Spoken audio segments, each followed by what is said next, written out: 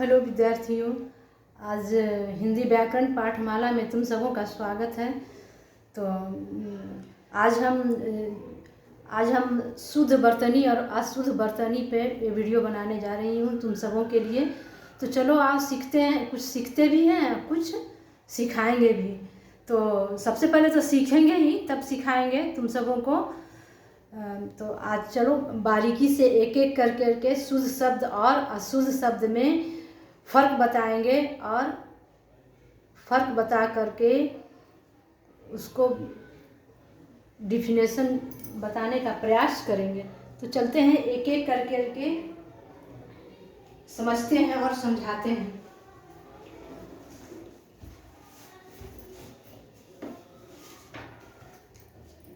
तो देखिए, ये यहाँ पे एक तरफ अशुद्ध वर्तनी है। अशुद्ध वर्तनी, अशुद्ध शब्द, वर्तनी मतलब शब्द। इस तरफ अशुद्ध शब्द है और दूसरे शब्द मैंने शुद्ध शब्द लिखा है। तो सबसे पहले देखिए, ये है पहला शब्द जो है आधीन। आधीन ये अशुद्ध शब्द में है। आधीन जो है अशुद्ध है, लेकिन इसका शुद्ध शब्द क्या है? अधीन। तो आधीन आधीन शब्द को, आधीन जो कि शुद्ध शब्द है, इसको आधीन क्यों लिखते हैं? क्योंकि हमारी बोलचाल की भाषा में आधीन ही है। जैसे इसका आधीन का मतलब होता है, हम एग्जाम्पल के रूप में हम बताते हैं कि हम किसी के अधीन रहेंगे, किसी के अधीन रहेंगे, तो हम किसी के अधीन नहीं रह सकते हैं। तो जो बोलचाल की भाषा में हमारे लैंग्वेज में रहता है, मुख पे रहता है, वही शब्द लेखनी के रूप में लिखा जाता है, लेकिन इसका शुद्ध शब्द है अधीन। अब देखिए उन्नति। उन्नति उन्नति उन्नति में देखिए, उन्नति में जो अशुद्ध शब्द है तब में बड़ी की मात्रा लगा हुआ है शुद्ध शब्द में, लेकिन वही शुद्ध शब्द में त में छोटी की मात्रा लगा हुआ है। तो बच्चों ध्यान रखेंगे, उन्नति में त में बड़ी की मात्रा नहीं होगी, आपको छोटी की मात्रा लगाइएगा। अब देखिए उसी तरह कवियत्री अशुद्ध शब्द है कवियत्री, लेकिन वही शुद्ध शब्द है कवित्री। तो शुद्ध और अशुद्ध में क्या फर्क है? देखिए अशुद्ध शब्द में व में छोटी की मात्रा लगा हुआ है, व में छोटी की मात्रा लगा हुआ है, जो कि अशुद्ध है। व में हम मात्रा नहीं लगाएंगे, छोटी की मात्रा। इस शुद्ध शब्द में य में छोटी की मात्रा लगाएंगे और त्र में बड़ी की मात्रा जो क्यों त्यों लगी हुई है। तो बच्चों याद रखिएगा, कवित्री शब्द में व में मात्रा छोटी की मात्रा नहीं लगाएंगे, य में छोटी की मात्रा हम लगाएंगे। अब देखिए अनुग्रहित शब्द है, अनुग्रहित शब्द है। अब देखिए ये अशुद्ध शब्द है, अनुग्रहित जो है अशुद्ध शब्द है, और शुद्ध शब्द क्या है? अनुगृहित। अंतर सिर्फ इतना है कि देखिए, अंतर सिर्फ इतना है, ग में र की लगाया हुआ है, पदेना चिन्ह लगाया हुआ। शुद्ध शब्द में ग के डंटी में खड़ी पाई में पदेना र लगाया हुआ है, पदेना र। और शुद्ध शब्द में ग के खड़ी पाई में री की मात्रा लगाया हुआ है, री की मात्रा। इसलिए ये री की मात्रा वाला अनुग्रहित जो है वो शुद्ध शब्द हुआ। अब देखिए ईर्ष्या। अब कहते हैं ना, बोलचाल हम लोग की साधारण बोलचाल की भाषा में जो हमारे उच्चारण में है, अक्सर हम लोग ईर्ष्या बोलते रहते हैं कि देखिए ना, उससे उसको उसको उससे बहुत ईर्ष्या है। तो हम लोग क्या है अपने लैंग्वेज में, अपने साधारण बोलचाल की घरेलू भाषा में क्या बोलते हैं, ईर्ष्या ईर्ष्या बोलते रहते हैं। ईर्ष्या है, ईर्ष्या नहीं बोल पाते हैं, शुद्ध शब्द नहीं बोल पाते हैं, पूरा शब्द नहीं बोल पाते हैं, क्या बोलते हैं, अधूरा शब्द बोलते हैं, अशुद्ध शब्द बोलते हैं, ईर्ष्या बोलते हैं। तो जो कि ईर्ष्या ही लिखित रूप में लिखा जाता है। लेकिन शुद्ध शब्द क्या है, ईर्ष्या, ईर्ष्या होता है शुद्ध शब्द। अगर हम अपने साधारण अपने बोलचाल की भाषा में भी अगर हम शुद्ध शब्द को प्रयोग करेंगे, शुद्ध शब्द का उच्चारण करेंगे, तो ये गलती कभी नहीं होगा कि लेखनी में भी, लिखित रूप में भी गलत लिखा जाएगा, नहीं। इसलिए हम लोग की बोलचाल की भाषा जो है अशुद्ध बोलते हैं, इसलिए शब्द का स्वरूप हम लोग गलत समझ नहीं पाते हैं और गलत लिखते भी हैं। तो देखिए ईर्ष्या में क्या क्या अंतर है, ईर्ष्या में क्या क्या अंतर है।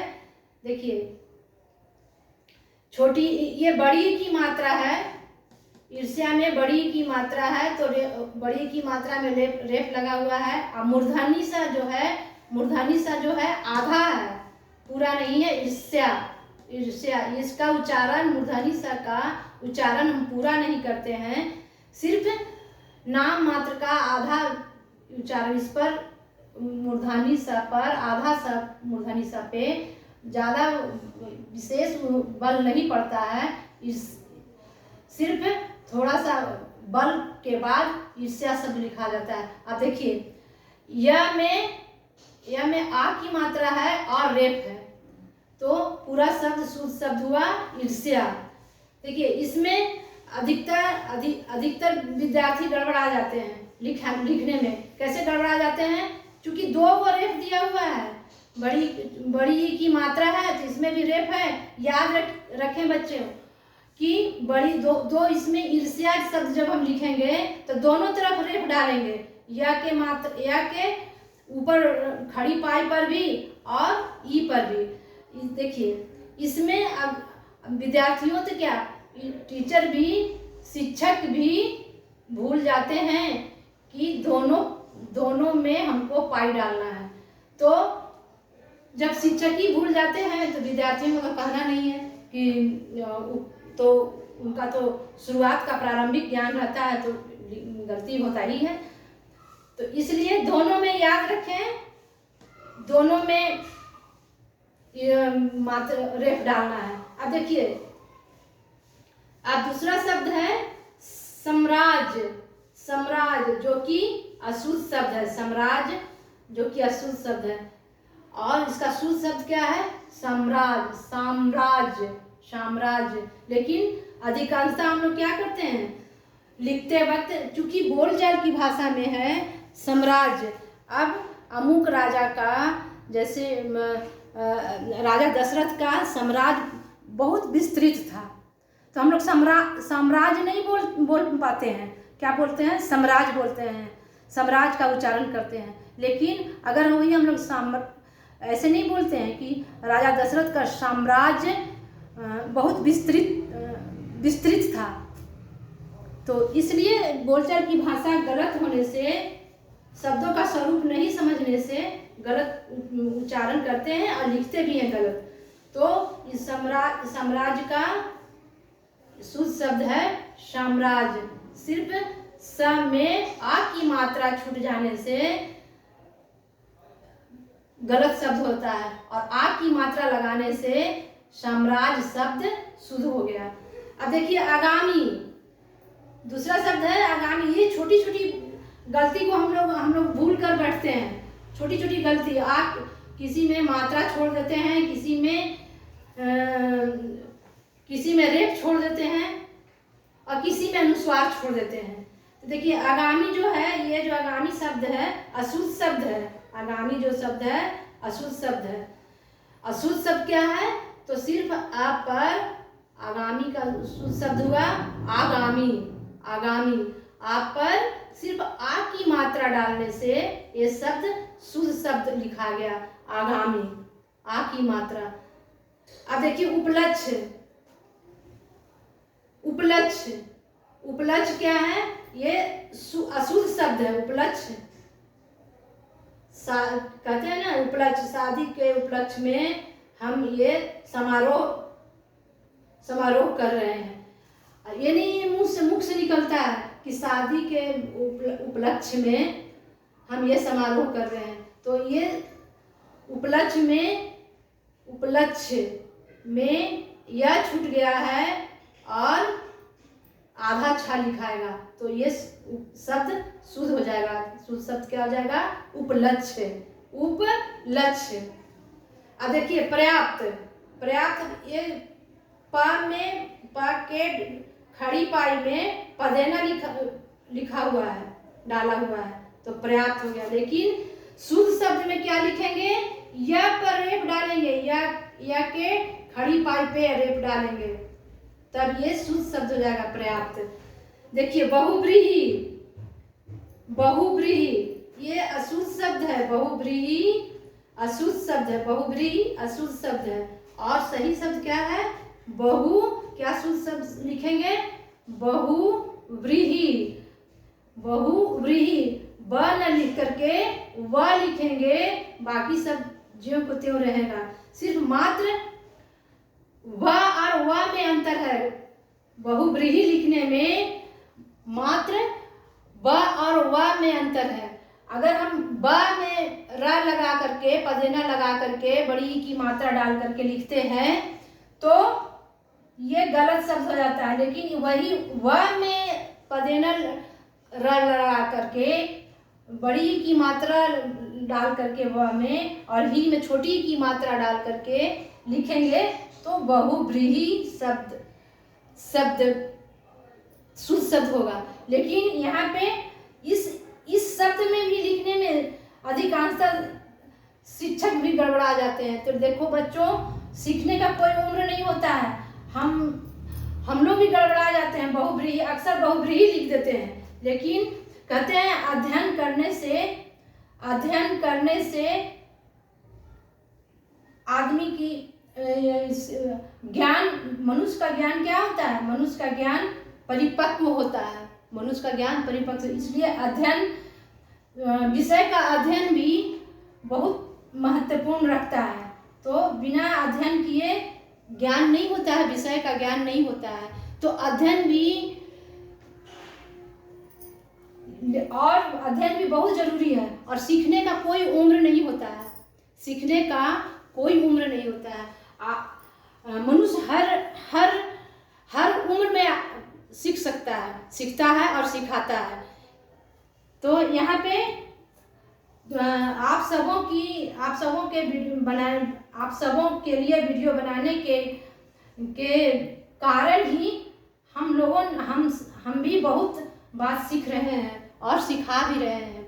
तो सीखने का कोई उम्र नहीं होता है। इसमें लाज शर्म की बात नहीं है कि देखिए हम शिक्षक हैं, हमको भी नहीं आता, ऐसा नहीं है। सीखने की कोई उम्र नहीं होता है। हर उम्र में आदमी सीखता है और कोई ज्ञान से परिपक्व नहीं होता है। पूर्ण ज्ञान से कोई पूर्ण नहीं है। इसलिए हम भी इस उम्र में आप लोगों के कारण ही बहुत कुछ सीखने को मौका मिल रहा है।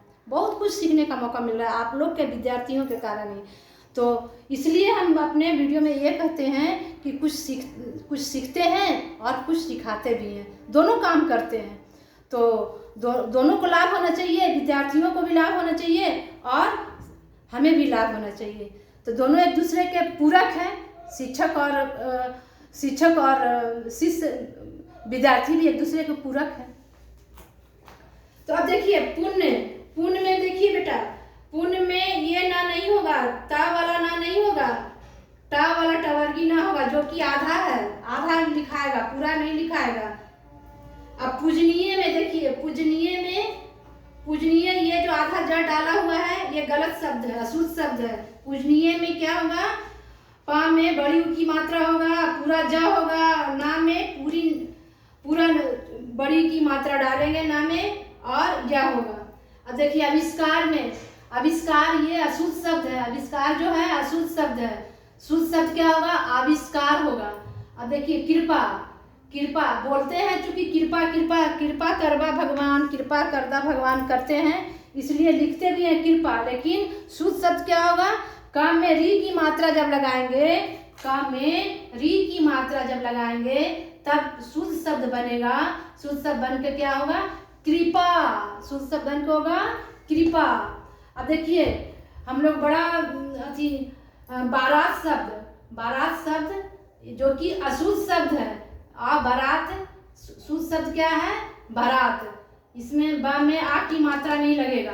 बारात, बारात जो है शुद्ध शब्द है। अतिथि, अब देखिए अतिथि में भी, अतिथि में भी क्या है? अतिथि में था में देखिए बड़ी की मात्रा डाला हुआ है जो कि अशुद्ध शब्द है। शुद्ध शब्द क्या है? त में भी छोटी की मात्रा और थ में भी छोटी की मात्रा डालेंगे। अब देखिए जगत गुरु, जगत गुरु ये जो कि अशुद्ध शब्द है, और शुद्ध शब्द क्या है? तो जगत गुरु, जगत गुरु, जगत गुरु शंकराचार्य। लेकिन अब देखिए जगत गुरु आमतौर पर जगत इसलिए कि हम लोग शुद्ध समझ जाते हैं जगत गुरु को, क्योंकि जगत मीन्स होता है संसार, जगत मीन्स संसार और गुरु मीन्स गुरु। तो जगत गुरु कौन है? जगत गुरु हमारे महादेव हुए। जगत गुरु कौन हुए? हमारे महादेव हैं। तो लेकिन जगत गुरु नहीं लिख करके क्या लिखेंगे? जगत गुरु। जगत गुरु शुद्ध शब्द है, ता के जगह पर द, ता के जगह पे द लग जाएगा, तब जगत गुरु शुद्ध शब्द होगा। अब चाहिए, ये चाहिए जो अशुद्ध है, या में एक की मात्रा लगा हुआ है, ये अशुद्ध शब्द है। और शुद्ध शब्द क्या है? सिर्फ ए लगा हुआ है, चाहिए में ए लगा हुआ है। अब देखिए क्रीड़ा, क्रीड़ा, क्रीड़ा, क्रीड़ा जो कि अशुद्ध शब्द है, और क्रीड़ा, क्रीड़ा जो कि शुद्ध शब्द है। परीक्षा, परीक्षा में र में छोटी की मात्रा लगा हुआ है जो कि अशुद्ध शब्द है, और परीक्षा र में बड़ी की मात्रा लगा हुआ है जो कि शुद्ध शब्द है। तो यहाँ पे ये शुद्ध और अशुद्ध बर्तनी हम समझाने का प्रयास किए हैं। मुझे विश्वास है कि आप लोग इस वीडियो के माध्यम से शुद्ध और अशुद्ध का ज्ञान भी करिएगा और शुद्ध लिखना शुरू कीजिएगा, शुद्ध लिखना प्रयास कीजिएगा, शुद्ध लिखने का प्रयास कीजिएगा। तो मेरे वीडियो के अंत में आप लोग को पता ही है कि हम रिवीजन पर विशेष बल देते हैं, क्योंकि रिवीजन मतलब अभ्यास। रिवीजन का हिंदी हुआ अभ्यास, जो कि किसी भी टॉपिक का, किसी भी सब्जेक्ट चैप्टर का रिवीजन बहुत ज़रूरी होता है। बिना रिवीजन का कोई भी कुछ भी याद नहीं रह पाता है। तो रिवीजन लास्ट में हम होमवर्क और रिवीजन पर विशेष जोर देते हैं कि विद्यार्थियों आपको रिवीजन करना बहुत ज़रूरी होता है, क्योंकि इसके पीछे देखिए कबीरदास जी की दोहा है जो कि सबको पता है, सब विद्यार्थियों को पता है। लेकिन पता तो है, लेकिन उस दोहा, कबीरदास जी की जो दोहा पता सबको है, लेकिन उस दोहे पर हम कोई भी खास ध्यान नहीं देते हैं कि इस दोहे का मतलब क्या है, और मतलब जानकर अपने ऊपर लागू नहीं करते हैं, अपने ऊपर उस कर्म को करते नहीं हैं, जिससे हम लोग पीछे रह जाते हैं अपने कर्म करने में। तो देखिए वो दोहा क्या है, कितने कबीरदास जी अपने दोहा के जरिए, अपने दोहा के माध्यम से कितना अच्छा अभ्यास पर रिवीजन पर कितना अच्छा दोहा लिखे हैं। अगर इनकी दोहा पर अगर ध्यान दिया जाए, कबीरदास जी की दोहा पर, तो हम लोग भी सफलता की ऊंचाई पर रहेंगे और ऊंचाई पर रहेंगे, लेकिन ध्यान नहीं देते हैं। तो देखिए ये क्या है, दोहा क्या है कबीरदास जी की दोहा, करत करत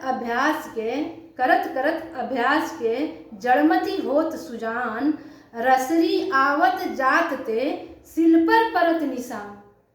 देखिए दोहा का मतलब कितना अच्छा है, आप लोग को भी पता है। ऐसा नहीं है कि आप लोग को ज्ञान नहीं है, आप लोग को भी भरपूर ज्ञान है। ज्ञान सबको रहता है, ऐसा नहीं है, लेकिन थोड़ा सा गलती कर देते हैं। ज्ञान को हम लोग अपने ऊपर लागू नहीं करते हैं, अपने ऊपर वो ज्ञान को लागू नहीं करते हैं, जिससे हम लोग पीछे रह जाते हैं। और यहीं पे थोड़ा सा माइनर गलती करते हैं जो कि छूट जाता है, वही उसी को पकड़ने की बात है बेटा, समझ गए ना। उसी को पकड़िएगा तो सफलता आपके कदमों में कदम चूमेगा, सफलता आपको कदम चूमेगा। बस थोड़ा सा गलती करते हैं और थोड़ा सा जागरूक होने का है कि जागरूक होकर के ध्यान देने का। जैसे अब कि करत अभ्यास के जड़मती हो सुजान, रसरी आवत जाते सिल पर परत निशान। देखिए कुआं से जब पानी खिंचाता है, जो रस्सी जो होता है, रस्सी के आने और जाने से, लगातार आने और जाने से, अभ्यास मतलब कि बार बार आने और जाने से, रस्सी से एक पत्थर में जब निशान पड़ जाता है, एक पत्थर में रस्सी के आने और जाने से, एक पत्थर में खिंचाने से, एक पत्थर घिसते घिसते पत्थर और रस्सी में घिसते आने जाने से एक पत्थर में निशान पड़ जाता है। तो अभ्यास करने से, विषय का अभ्यास, चैप्टर का अभ्यास, रिवीजन और टॉपिक का अभ्यास करने से मूर्ख से मूर्ख विद्यार्थी भी विद्वान बन जाते हैं। और विद्वान तो और निखर के उनका ज्ञान और निखर जाता है, विद्वान तो और कुशल हो जाते हैं। समझ रहे हैं ना बात को, मेरे समझाने के प्रयास को समझ रहे हैं ना, किस बात पे हम समझाने का प्रयास कर रहे हैं। और तो यहाँ पे तीन बात ध्यान देने योग्य है। सबसे पहले अध्ययन, दूसरा है अभ्यास, तीसरा है परिश्रम। ये तीन शब्द को जो विद्यार्थी अपने अंदर गांठ बांध करके ये तीन काम को अपने ऊपर लागू